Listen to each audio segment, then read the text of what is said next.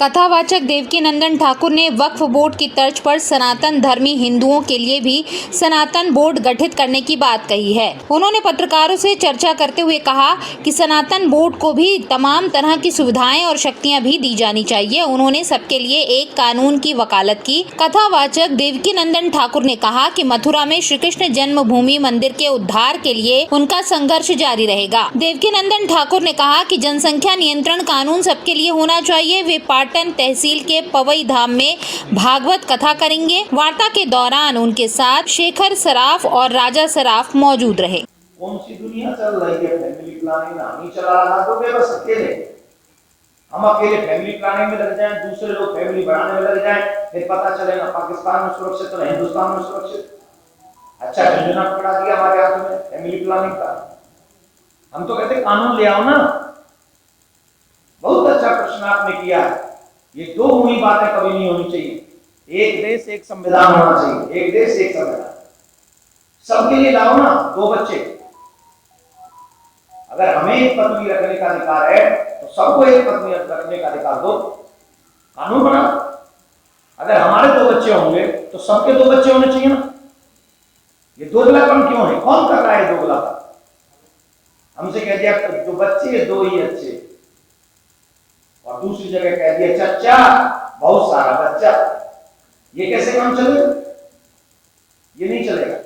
हम ये नहीं करें, तुम करो 50 करो, लेकिन देश की देखभाल कौन करेगा? इस देश के संसाधनों का क्या? फॉर योर इंफॉर्मेशन पत्रकार महोदय, मैंने जनसंख्या नियंत्रण पे कानून में याचिका दाखिल की हुई है। मैंने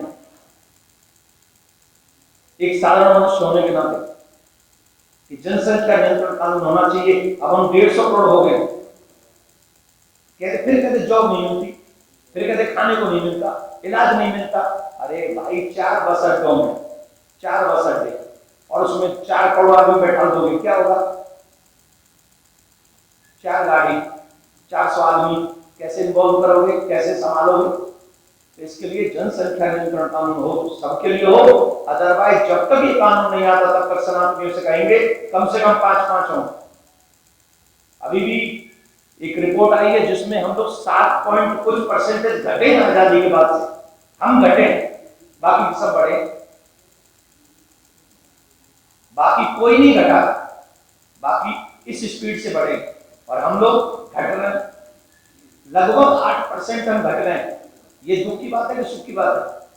और एक बात ध्यान रखना, हम ये देश तभी तक सुरक्षित है, तभी तक भाईचारा सुरक्षित है, तभी तक संस्कार सुरक्षित है जब तक हम और आप बहुसंख्या में। जिस दिन हम और आप बहुसंख्या में नहीं गए, आपके हाथ में कलम नहीं होगी, मेरे हाथ में माइक नहीं होगा, ये कंफर्म है। और मेरी बात पर विश्वास न आए तो अड़ोस पड़ोस में झांक के देख लो, पाकिस्तान में झांक लो, बांग्लादेश में देख लो, अपनी माँ बहन बेटी जो हिंदू है, जो सिख है, जो क्रिश्चियन है, जो बौद्ध है, सबको जाके चेक करो कि उनके साथ क्या हो रहा है। अपनी अगल बगल में कुछ हो रहा हो और उसके बाद भी आंखों पे पट्टी बांध के बैठे रहे तो उसे बुद्धिमत्ता नहीं, मूर्खता कहते हैं।